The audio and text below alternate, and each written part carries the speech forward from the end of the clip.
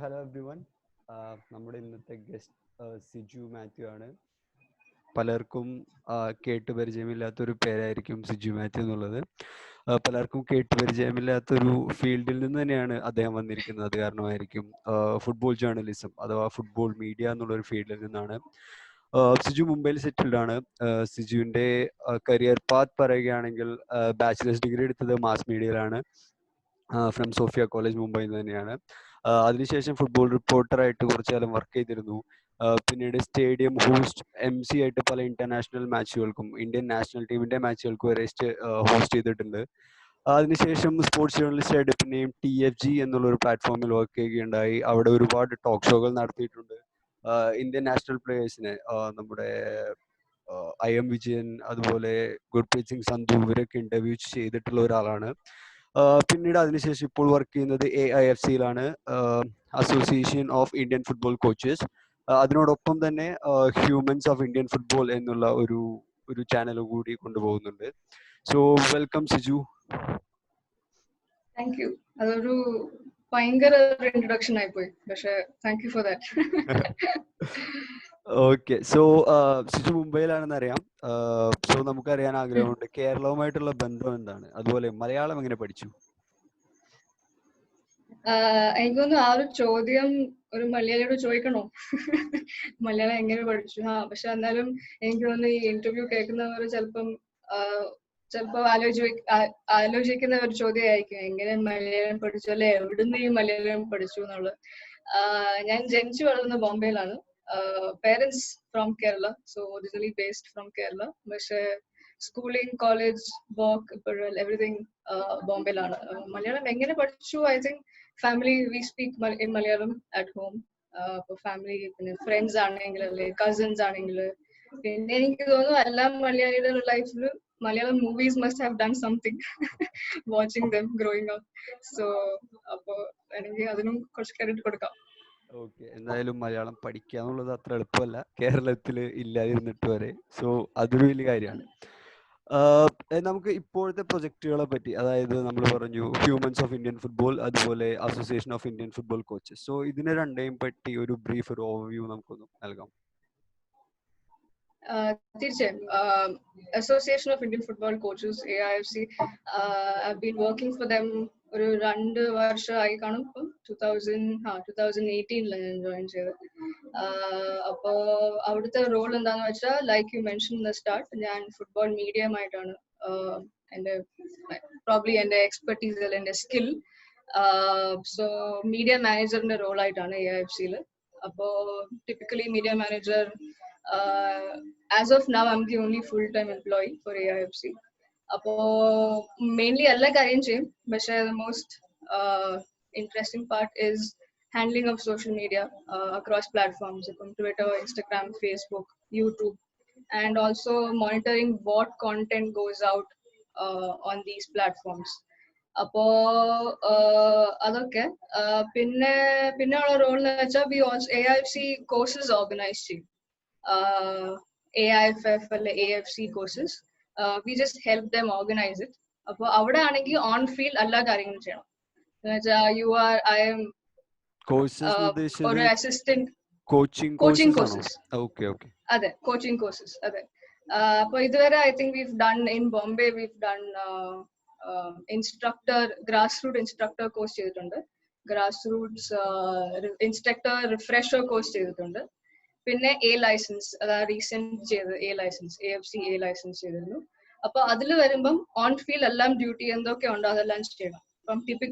Literally from picking up, making sure അവിടെ ഒരു dustbin ഉണ്ട്, അല്ലെ ബസ് സമയത്തിന് വന്നു, അല്ലെ എല്ലാ കോച്ചസിനും പാർട്ടിസിപ്പൻസിനും കിറ്റ് ശരിക്കായിട്ട് വന്നു. ആൻഡ് പിന്നെ I don't take the lead there. We have Leon, ആളാണ് മെയിൻ കാര്യങ്ങൾ ചെയ്യുന്നത്. ഞാൻ അസിസ്റ്റ് ചെയ്യുന്നതേ ഉള്ളൂ കോർഡിനേറ്റർ ആയിട്ട്. But I think ഒരു നല്ലൊരു ബാലൻസ് ആണ് when you look at mainly social media work and then on field. Like right now I miss the most is on field action because AFC yes, എനിക്ക് കുറച്ചുകൂടെ ഫ്രീഡമും ലീവേ ഉണ്ട് of talking to a lot of coaches. അതൊരു നല്ലൊരു പുതിയ experience ആണ്, because ഒരു fan ആയിട്ട് പിന്നെ സഡൻലി റൈറ്റിങ്ങും റിപ്പോർട്ടിങ് ചെയ്യുമ്പം വേറെ ഒരു കാഴ്ചപ്പാടാണ് ഫുട്ബോളിനെ പറ്റി അല്ലെ ഫുട്ബോൾ പ്ലെയേഴ്സിനെ പറ്റി. എന്നാലും ഒരു ഫാൻ ആയിട്ട് കോച്ചിനെ അങ്ങനെ നിങ്ങൾ കാണാറില്ല. എന്തായാലും കോച്ചിനെ ബ്ലെയിം ചെയ്യും, ആള് ശരിയല്ല. പക്ഷെ ഇപ്പം 2 വർഷമായിട്ട് it's great learning for me. കുറെ കോച്ചസുമായിട്ട് സംസാരിക്കാൻ പറ്റി, അവരുടെ സ്റ്റോറീസ് അറിയാൻ പറ്റി. So now when I think about things, അവരുടെ സൈഡും കൂടെ കോച്ചുമാരുടെ ഓർത്താണ് ഞാൻ ഭാഗത്തു സംസാരിക്കുന്നത്. നിന്നുകൂടി ഒന്ന് ചിന്തിക്കാൻ പറ്റിയില്ലേ? അതെ അതെ, അബ്സല്യൂട്ട്ലി. അതുപോലെ ഈ ഇടയ്ക്ക് എനിക്ക് തോന്നുന്ന ഒരു ഓൺലൈൻ കോച്ചിങ് സെഷൻസ് നടത്തിയിരുന്നു ഈ ലോക്ക്ഡൌണിന്റെ കാലത്തല്ല, അത് വളരെ ഫേമസ് ആയിരുന്നു. അതെ അതെ അതെ അത് അതെ. കേരളത്തിലും അപ്പൊ ഉണ്ടായിരുന്നു. അതെ അതെ അതെ ഉണ്ടായിരുന്നു. അപ്പോ ഈ ലോക്ക്ഡൌൺ ആയ പിന്നെ പ്രോബ്ലി പറയാം ജോലി അല്ലെ എന്റെ work has doubled. Not just mind but also many coaching educators and instructors. ഇപ്പൊ എന്റെ ബോസ് ഞാൻ ജോലി ചെയ്യുന്ന one of the AIFC director Dinesh Nair. ആള് we got one more another coach called Ryan. He joined us. Our modules എല്ലാം prepare ചെയ്തു. All under guidance of AIFF head of coach education Savio sir ന്റെ guidance ലായിരുന്നു. അപ്പൊ അങ്ങനെ prepare ചെയ്തു. We almost ആദ്യത്തെ set of AIFC webinar, what we called it, we almost reached 2,500 coaches across India. Yes, including Kerala and many states, like, I think 28 states, 27 states we could reach, and 5 union territories. നല്ലൊരു റീച്ചും റെസ്പോൺസും ആയിരുന്നു. But it wouldn't have been possible without a lot of coordination. നമ്മൾക്ക് coaches തന്നെയായിരുന്നു coordinators for every state, which was a very good thing. Then we had 40 instructors who would conduct these sessions. അപ്പോൾ അത് ഭയങ്കര നല്ല response ആയിരുന്നു നമുക്ക്. നമ്മുടെ expectation ഒത്തിരി എക്സീഡ് ചെയ്തു. അപ്പോ ഇപ്പൊ അത് റെസ്പോൺസിബിലിറ്റി കൂടിയാണ്, നമ്മൾ എങ്ങനെ അത് മുന്നോട്ട് കൊണ്ടുപോകും. And recent we also did ഒരു വെബ് ടോക്ക് ചെയ്തു ഫോമർ ഫ്രഞ്ച് കോച്ചുമായിട്ട്, റേമൻ ഡൊമിനിക്. അപ്പൊ അതും നല്ലതായിരുന്നു. And then we also had a specific women's football ഡെവലപ്മെന്റില്. അപ്പൊ കുറെ കാര്യങ്ങൾ ചെയ്യുന്നുണ്ട് ജസ്റ്റ് ടു കീപ് കോച്ചസിനെ എൻഗേജ്, എങ്ങനെ എത്രമാത്രം ചെയ്യാം, എത്രമാത്രം ഈ സമയം അവർക്ക് യൂസ്ഫുൾ ആക്കി മുന്നോട്ട് കൊണ്ടുപോകാം. അതാണ് മെയിൻ ഉദ്ദേശം. എനിക്ക് തോന്നുന്നത് ഈ ലോക്ക്ഡൌൺ കാലത്ത് ഫീൽഡിൽ ഇറങ്ങാൻ പറ്റാത്ത ഒരുപാട് കോച്ചുമാരുണ്ടായിരുന്നു. അവർക്കെല്ലാം വളരെ ഹെൽപ്ഫുൾ ആയിരുന്നു. പലരോടും ഞാൻ സംസാരിച്ചിരുന്നു, അവരൊക്കെ പറഞ്ഞത് അതാണ്. സോ AIFC നമുക്കൊരു ഐഡിയ കിട്ടി. ഇനി ഹ്യൂമൻസ് ഓഫ് ഇന്ത്യൻ ഫുട്ബോൾ എന്താണ്? ഹ്യൂമൻസ് ഓഫ് ഇന്ത്യൻ ഫുട്ബോൾ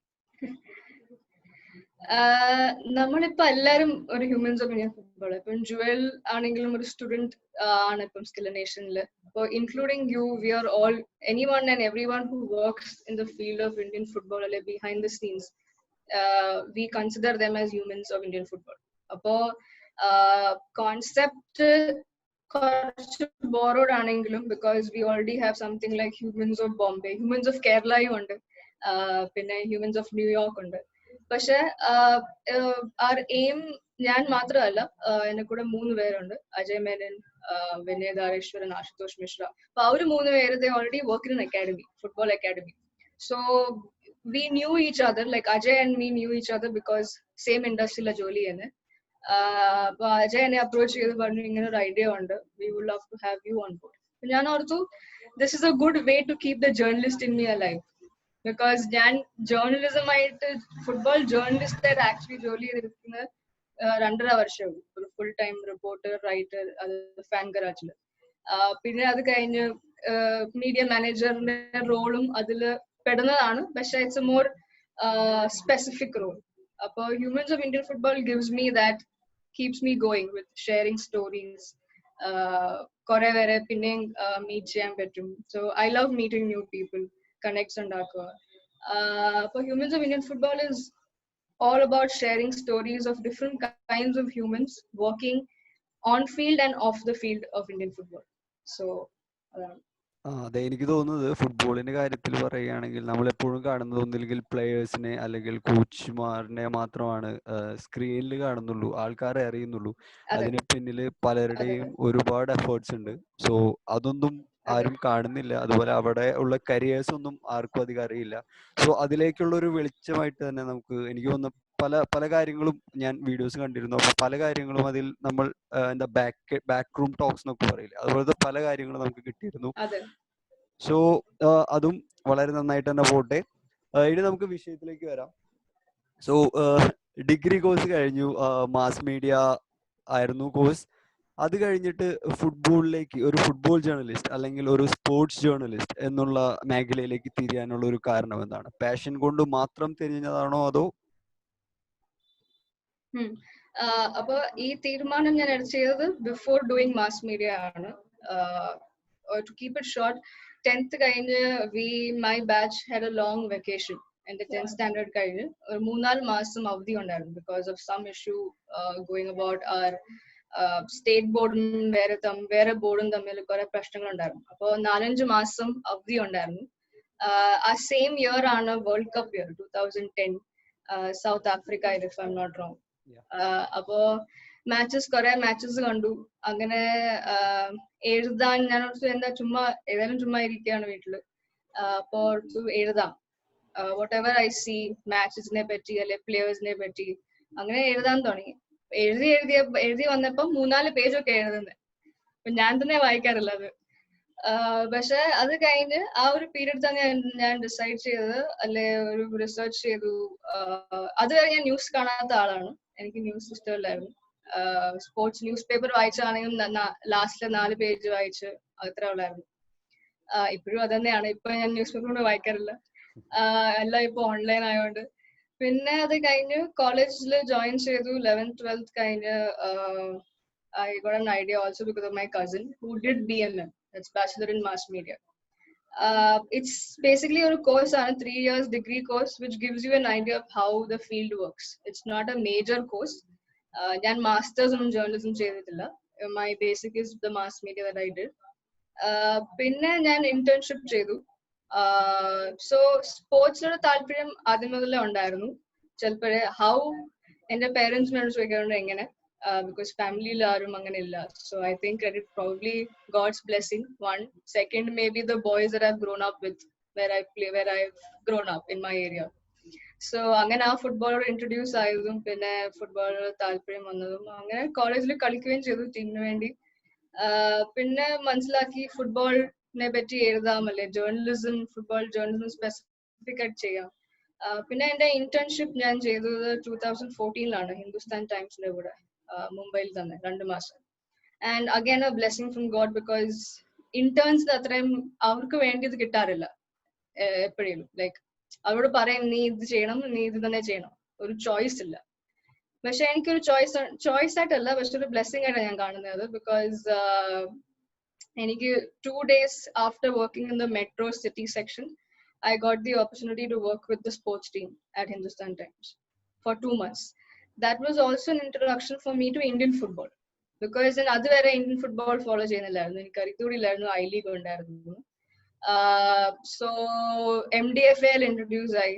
അങ്ങനെ ഞാൻ MDFA എലീറ്റ് മാച്ചസും സൂപ്പർ ഡിവിഷൻ മാച്ചസും കാണാൻ പോയി. പരേൽ, ലോവർ പരേല്, പിന്നെ കൂപ്പറേജ് സ്റ്റേഡിയം in Churchgate. അപ്പൊ അങ്ങനെ ഇൻട്രൊഡ്യൂസ് ആയത്. Then from there it was again lot more blessings from above, and the fan garage ജോലി കിട്ടി.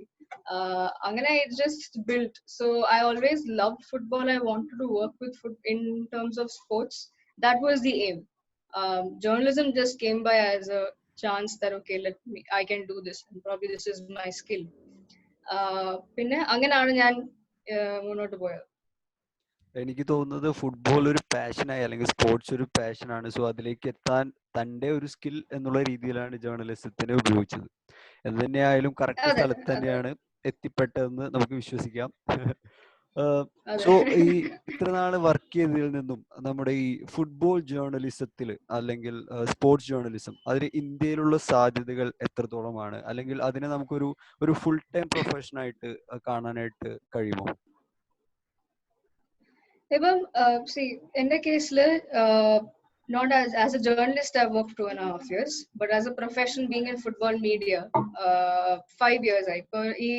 ഈ month interview ചെയ്യുന്നത്, if this interview is actually going out in the month of June, it's very special because ഞാൻ 5 വർഷം complete ചെയ്യുന്ന ഒരു month ആണ്, ഒരു മാസമാണ് as a working.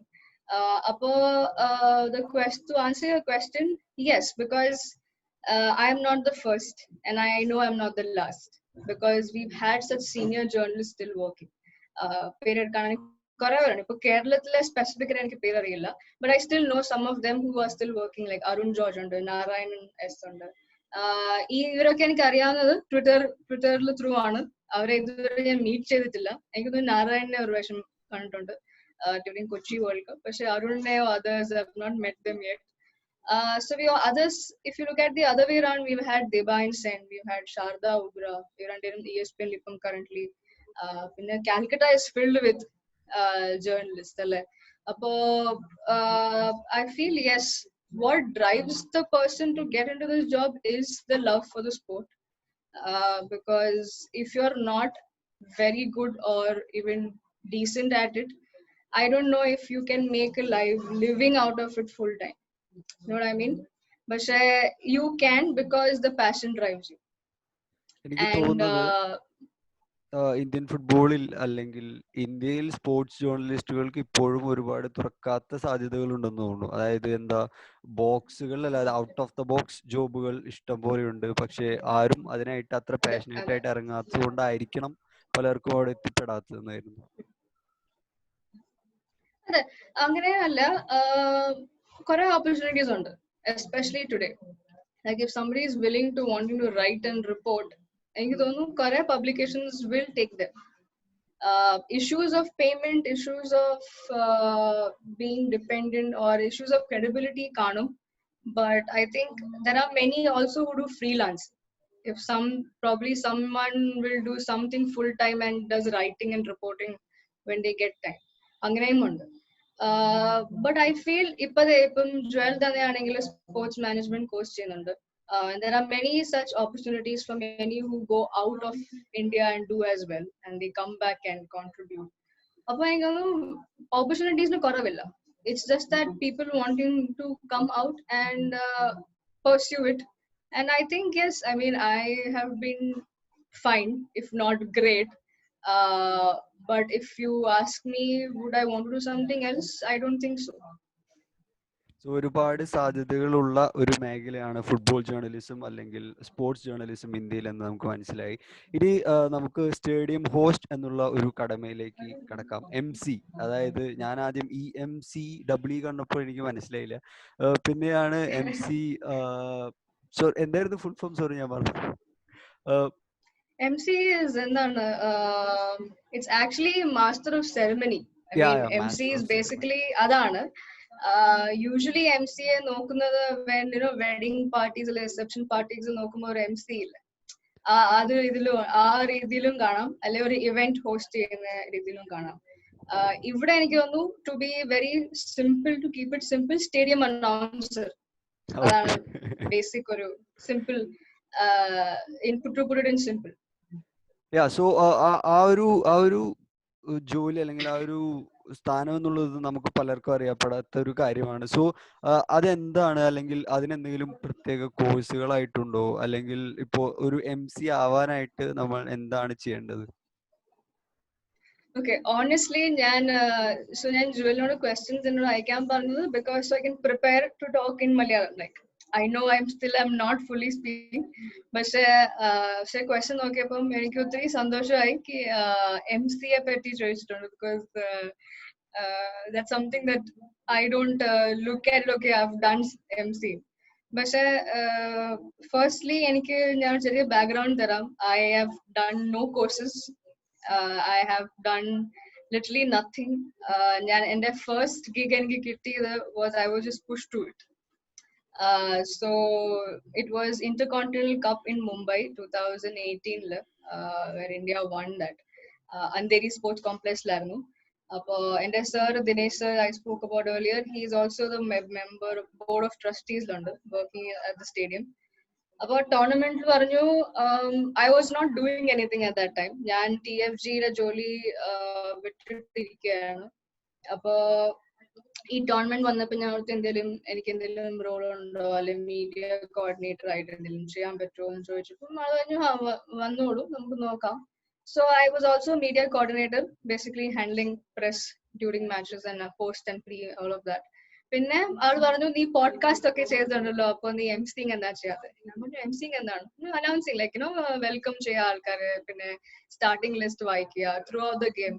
അപ്പൊ I was like I was very nervous because podcast yes ചെയ്തിട്ടുണ്ട് ഇപ്പം കണ്ടിന്യൂ ചെയ്യുന്നുണ്ട് പക്ഷെ that's something you sit behind and nobody's watching it and ഇതുവരെ വീഡിയോ ആയിട്ട് we've just started with humans TFG ലായിരുന്നപ്പോ എല്ലാം audio format ആയിരുന്നു അപ്പോ to be out there though in the field ആരും എന്നെ നോക്കുന്നില്ല അല്ലെ എന്നെ കാണുന്നില്ല പക്ഷെ എന്നാലും it's to a larger crowd I can see എനിക്ക് കാണാതെ അവരെ അപ്പൊ ആ ഒരു പേടി ഉണ്ടായിരുന്നു പക്ഷെ ആദ്യത്തെ 2 മാച്ച് കഴിഞ്ഞ് ഐ വാസ് വെരി എക്സൈറ്റഡ് ഒരു പുതിയൊരു ഫീൽഡാണ് പുതിയൊരു എക്സ്പീരിയൻസ് ആയിരുന്നു അത് പിന്നെ ഞാൻ ജ്വല്ലിന്റെ ക്വസ്റ്റ്യൻ നോക്കിയപ്പം ഞാൻ നോക്കി കോഴ്സസ് ഇപ്പൊ ചോദിക്കുകയും ചെയ്തു എന്തെങ്കിലും കോഴ്സ് ഉണ്ടോ അല്ലെ MC ആവാൻ എങ്ങനെ and I would say probably look up on YouTube or Google because I haven't checked as of now but until now I have done the Intercontinental Cup in Mumbai and then ഞാൻ അത് കഴിഞ്ഞ് പിന്നെ നമ്മുടെ women's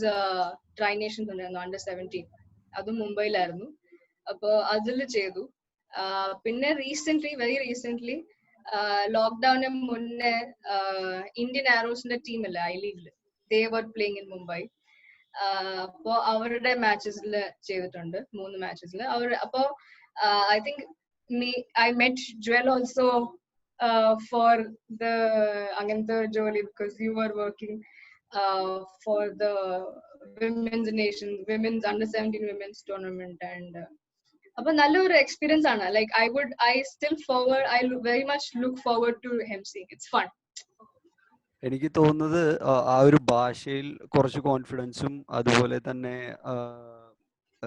സഭാകമ്പം അതായത് stage fear ഇല്ലാത്ത ആൾക്കാർക്ക് ചെയ്യാൻ പറ്റുന്ന ഒരു കാര്യമാണ് എന്നാണ് തോന്നുന്നത് കോഴ്സുകളെ കുറിച്ച് നമുക്ക് തിരയാം കുഴപ്പമില്ല പിന്നെ അപ്പൊ ഒരു ചെറിയൊരു കാര്യം പറയുകയാണെങ്കിൽ ബേസിക് പ്രിപ്പറേഷൻ അതിനുവേണ്ടി പറയുകയാണെങ്കിൽ you need to keep your voice in check because voice വേണം ഒരു പംപ്ഡ് അപ്പ് ഒരു ക്രൗഡ് ബേസിക്കലി സ്റ്റേഡിയത്തിൽ കാണാൻ വരുന്ന മാച്ച് ഫാൻസ് അല്ലെ ഓഡിയൻസ് കനോട്ട് ഹിയർ കോമന്റേറ്റേഴ്സ് അപ്പോ ഒരു സ്റ്റേഡിയം അനൗൺസിന്റെ ജോലി എന്താന്ന് വെച്ചാൽ ഒരു ബേസിക് ജോലിയാണ് starting off welcoming them and then playing 11ന്റെ പ്ലേയേഴ്സിനെ അനൗൺസ് ചെയ്യുക പിന്നെ ഡ്യൂറിങ് ദ മാച്ചസ് സ്കോറേഴ്സും ഹാഫ് ടൈം സ്കോറും അതൊക്കെ അനൗൺസ് ചെയ്യാനാണ് ഇതുള്ളത് we usually don't hear announcers at the big stage because of the crowd that comes but I'm sure most of the fans who watch even on TV must have heard a voice coming on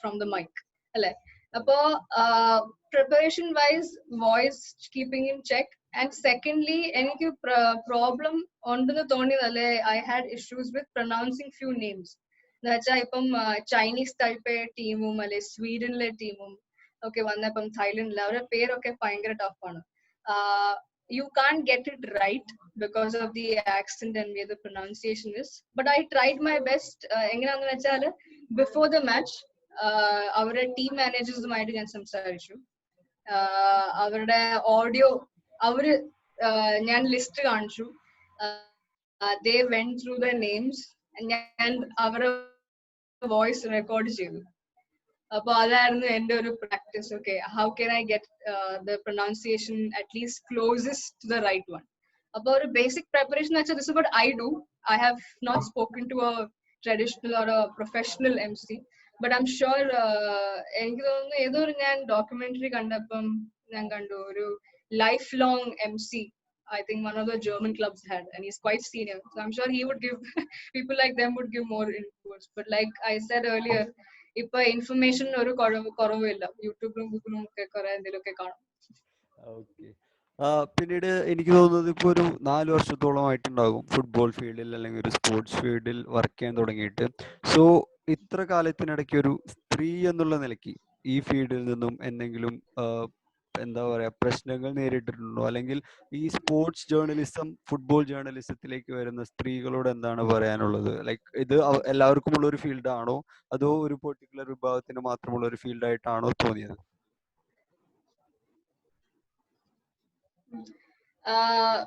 നാലല്ല 5 വർഷമായപ്പം ഈ മാസമാവും അപ്പോ I haven't so this is something I don't like when it comes to sports to look at it as gender പക്ഷെ gender is such A prevalent topic otherwise in society അപ്പൊ നമ്മള് സ്പോർട്സിലും അങ്ങനെ നോക്കി പോവും okay എന്താണ് സ്ത്രീകൾ അല്ലെ പെണ്ണുങ്ങൾ വരാത്തത്.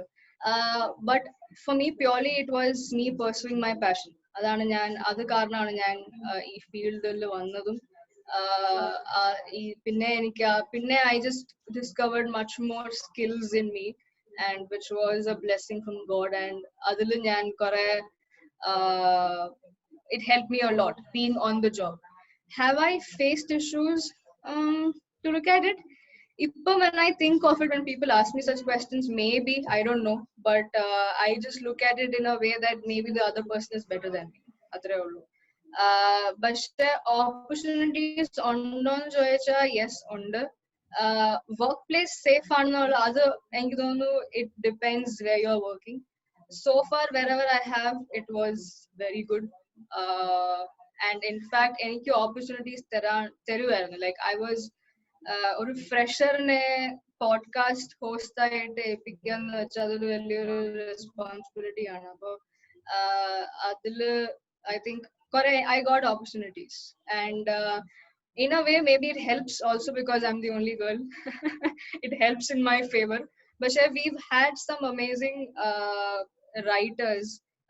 I mean, I don't want to call them women writers or male writers, but ഇപ്പൊ നോക്കുകയാണെങ്കിൽ കുറെ പേരുണ്ട്. ഇപ്പൊ മാൻസി ഹു വർക്ക്സ് കറന്റ്ലി ഇപ്പൊ ആൾക്ക് റോയിട്ടേഴ്സ് എന്ന ജോലി കിട്ടി. പിന്നെ നോട്ട് ജസ്റ്റ് ഫുട്ബോൾ പക്ഷെ സ്പോർട്സ് ഇൻ ജനറൽ നോക്കിയാൽ സൂസൻ നൈനർ ഉണ്ട്. പിന്നെ ഇതിനു മുന്നേ ഞാൻ മെൻഷൻ ചെയ്തു ശാരദ ഉഗ്രാഷ്, ഇത് സീനിയർ ജേർണലിസ്റ്റ്. അപ്പൊ ഇവരൊക്കെ ഉണ്ട്. ഇവരാണ് ഈ വർക്ക് പ്ലേസ് സേഫ് ആക്കുന്നത്. പക്ഷെ ഐ ഫീൽ സംടൈംസ് റിപ്പോർട്ടിംഗിൽ ഞാൻ ഇത് ചെയ്തിട്ടുണ്ട്.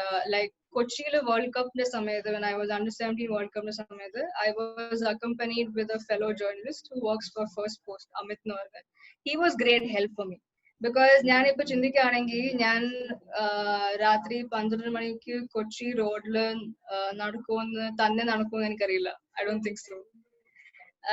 Though I have done that in Mumbai, but in Kochi, in Kerala, I'm not sure. So him being with me was a great help. It's interdependency. It's not, I mean, both, we all work as a team. So എനിക്ക് തോന്നുന്നു ആ ഒരു issue ആയിട്ട് നോക്കേണ്ട ആവശ്യമില്ല. എനിക്ക് പറയാനുള്ളതാണെങ്കിൽ I would just say to anyone, whether you're a male or female who's looking to enter this profession, if you love the sport and this is what you want to do, I feel പിന്നെ എനിക്ക് തോന്നുന്നു അതൊന്ന് pursue ചെയ്യുക. Confidence only build ആവും, അല്ലെ you will build that on the job. So ആൺ പെൺ വ്യത്യാസത്തിൽ അല്ല സ്പോർട്സ് മേഖലയിൽ കാര്യങ്ങൾ പോകുന്നത്, നമുക്കറിയാവുന്ന ഒരു കാര്യമാണ്. പക്ഷേ നമ്മൾ കണ്ടിട്ടുള്ള ആൾക്കാരുടെ എണ്ണം ഈ ഫീൽഡിൽ വളരെ കുറവാണ്. അതുകൊണ്ടാണ് ഞാൻ ആ ചോദ്യം ചോദിച്ചത്. എന്തായാലും നമുക്ക് മനസ്സിലായിടത്തോളം ഇതെല്ലാവർക്കും പറ്റുന്ന ഒരു പ്രൊഫഷനാണ് എന്നുള്ളതാണ്. സോ മുംബൈയിലാണ് സെറ്റിൽ. അപ്പോൾ മുംബൈ ഫുട്ബോളുമായിട്ടായിരിക്കും കൂടുതൽ പരിചയം. സോ ഫുട്ബോളിനെ കമ്പയർ ആണെങ്കിൽ മുംബൈ ഫുട്ബോളും കേരള ഫുട്ബോളും തമ്മിലുള്ള വ്യത്യാസം, അതായത് കേരളത്തിലെ സൊസൈറ്റി എങ്ങനെയാണ് ഫുട്ബോളിനെ കാണുന്നത്, അല്ലെങ്കിൽ മുംബൈ സൊസൈറ്റി എങ്ങനെയാണ് ഫുട്ബോളിനെ കാണുന്നത്, ഈ വ്യത്യാസം എന്താണ് പ്രധാനമായിട്ട് തോന്നിയത്? എനിക്ക് തോന്നുന്നു ഇപ്പൊ ഞാൻ ആദ്യം പറഞ്ഞ മാതിരി എന്റെ ഫാമിലിയിൽ ആരും സ്പോർട്സ് ഫ്രീക്ക് അല്ലെ, സ്പോർട്സ് ഫോളോ ചെയ്യുന്നതായിട്ട് അത്രയും ഇല്ല. പക്ഷെ if I had to pursue, probably because of the roots I have, which is in Kerala, ആ ഒരു കാരണമായിരിക്കും ചിലപ്പം. ഇപ്പം it's quite evident. Mumbai football നോക്കിയ ഒരു ലേ പേഴ്സൺ നോക്കുവാണെങ്കിൽ anyone and everyone knows Kerala football ഒത്തിരി സംസാരിക്കുന്ന ഒരു ടോപ്പിക് ആണ്. പിന്നെ വൈഡ്ലി സ്പോക്കൺ ആണ്. പക്ഷെ as much as I have known about Mumbai football, it's not like we never had a culture. There was, പക്ഷെ ഒരു പ്രശ്നം എന്താണെന്ന് വെച്ചാൽ Mumbai is all about people who come and go. Nobody settles for full or lifetime in Mumbai. Very few. അങ്ങനെ ഉണ്ടെങ്കിലും they must be not football fans, largely. Because ഇപ്പോഴത്തെ സ്ഥിതി എന്താന്ന് വെച്ചാൽ ഇപ്പൊ ഇവിടെ ഒരു എത്ര വർഷം താമസിക്കുന്ന ഒരാളാണെങ്കിലും മുംബൈയില്, ഇപ്പം കേരളത്തിൽ നിന്നല്ലേ ഒരു കാൽക്കട്ട എന്നൊരു ക്ലബ്ബ് വരുവാണെങ്കിൽ മുംബൈയുടെ ക്ലബിന്റെ അഗേൻസ്റ്റ് കളിക്കാൻ മുംബൈ താമസിക്കുന്ന എല്ലാവരും ആ ക്ലബിനെ ആയിരിക്കും. മീൻസ് ഒരു ബംഗാളി ആ ഒരു ഈസ്റ്റ് ബംഗാളില് മോഹൻ ബഗാനെ ആയിരിക്കും സപ്പോർട്ട് ചെയ്യുക, അല്ലെ ഒരു കേരള ബ്ലാസ്റ്റേഴ്സിനെ ആയിരിക്കും സപ്പോർട്ട് ചെയ്യുക. അപ്പോ our Mumbai culture is very ഒത്തിരി വാസ്റ്റും ഡൈവേഴ്സും ആണ്. It's a mini India. അപ്പൊ I feel ഒരു city like Mumbai needs not one club but many clubs. ഇപ്പൊ എല്ലാ സെക്ഷനിലും ഇപ്പം ജുവലും താമസിച്ചിട്ടുണ്ട് മുംബൈയിൽ. അറിയാം എത്ര ഡിസ്റ്റൻസ് ഉണ്ട് എല്ലാ സ്ഥലത്തും പോവാൻ.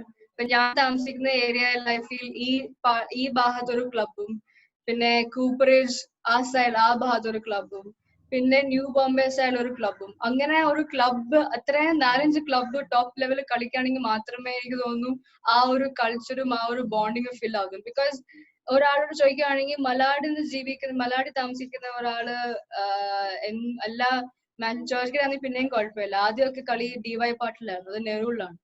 ഇപ്പൊ ഓർത്ത് നോക്കി മലാടി താമസിക്കുന്ന സബർബ്സിൽ താമസിക്കുന്ന ഒരാള് 2 മണിക്കൂർ ട്രാവൽ ചെയ്ത് മാച്ച് കാണാനാണെങ്കിൽ ഇറ്റ്സ് നോട്ട് ഫീസിബിൾ, ട്രാവലും എല്ലാം കൂടെ നോക്കിയാ. അപ്പോ മുംബൈ എനിക്ക് തോന്നുന്നു വൺ ക്ലബ് മുംബൈയില് ഒരു ക്ലബ് മാത്രമായിട്ട് നോക്കുവാണെങ്കിൽ we've seen Mumbai city has struggled to get fans. പക്ഷെ എന്നാലും slowly the fans have taken the effort. പിന്നെ ഈ പ്രീമിയർ ലീഗ് മറ്റേ യൂറോപ്യൻ ലീഗ്സ് കാണുന്ന football fans have come together and said okay local ഫുട്ബോളിനെ സപ്പോർട്ട് ചെയ്യാം. കേരളത്തിലാണെങ്കിൽ ഐ ഫീൽ ഈ Humans of Indian Football HOIF പ്രൊജക്റ്റിലാണെങ്കിലും ഞങ്ങള് നോർത്ത് ഓഫ് കേരള കവർ ചെയ്തു. Kerala is mad for the sport. അപ്പോ ആ ഒരു കൾച്ചറിലുണ്ട്, ലൈക്ക് നമ്മുടെ അപ്പച്ചന്മാരിലെ മുത്തശ്ശന്മാര് വരെ ഫോളോ ചെയ്യുന്ന സ്പോർട്ടായിരുന്നു. അപ്പോ ആ ഒരു അവിടുന്ന് ഒരു പാസ് ഓൺ ചെയ്യുന്നതാ. പിന്നെ ഇറ്റ്സ് ഡിഫിക്കൾട്ട് ഐ ഫീൽ, പക്ഷെ ഇംപോസിബിൾ അല്ലായിരിക്കില്ല. ലൈക്ക് ഐ സെഡ്, ഇപ്പം ഈ മുംബൈയിൽ 4-5 ക്ലബ്ബ് വന്നാൽ then I feel it's brilliant to have ആ ഒരു competition. So I feel Mumbai is work in progress എന്ന് പറയാം ഫുട്ബോൾ കൾച്ചറിൽ. Because we've had clubs. ഇപ്പം നമ്മള് ഇപ്പൊ ജുവലിനെ പ്ലേയേഴ്സുമായിട്ട് സംസാരിക്കുവാണെങ്കിൽ you will know that Mahindra United, പിന്നെ എയർ ഇന്ത്യ, ONGC, ഈ ക്ലബൊക്കെ ഭയങ്കര ഫേമസ് ആയിരുന്നു back in the days. Mumbai FC, the recent club ഉണ്ടായി. അപ്പൊ that's was my club. I call Mumbai FC as my club because ആ ഒരു ഫീൽ എനിക്ക് വന്നത് അന്നേരമായിരുന്നു. To go out there, watch matches live, പിന്നെ ആ ഫാൻ ക്ലബുമായിട്ട്. അപ്പൊ I feel yeah, Mumbai is too big to have just one club. So probably more clubs will fix the problem. എനിക്ക് തോന്നുന്നത് ഈ സ്വന്തം എന്ന് പറയാൻ, അതായത് ഇപ്പൊ കേരളത്തിലാണെങ്കിൽ നമ്മൾ ചെറുപ്പം മുതലൂടെയാണ് ജീവിച്ചു വളരുന്നത്. സോ നമ്മുടെ ക്ലബ് നമുക്കറിയാവുന്ന പലരും കളിക്കുന്നുണ്ടാകും, അല്ലെങ്കിൽ ഫാൻസിനെ നമുക്കറിയാവുന്നതായിരിക്കും. സോ നമ്മുടെ ക്ലബ് എന്ന് പറയാം ഇവിടെ. പക്ഷെ മുംബൈയിൽ അതെ കുറച്ച് നാളത്തേക്ക് ജീവിക്കുന്നവരായിരിക്കാം വളരെയധികവും. സോ അങ്ങനെ ഒരു സ്വന്തം ഫീൽ കിട്ടാൻ ബുദ്ധിമുട്ടാണ്. അതുകൊണ്ടായിരിക്കണം. പക്ഷെ മുംബൈ ഇപ്പോ വളരെ എന്താ എനിക്ക് തോന്നുന്നത് ഇപ്പോഴത്തെ വളർച്ച ഇംപ്രൂവ്മെന്റ് ഗ്രാഫ് എടുത്ത് നോക്കുകയാണെങ്കിൽ കേരളത്തിനേക്കാൾ സ്പീഡിലാണ് മുംബൈ പോകുന്നത് എന്നാണ് എനിക്ക് മനസ്സിലായത്. സോ ഇത്രയൊക്കെയാണ് നമുക്ക്. That is something very debatable. That is something very debatable.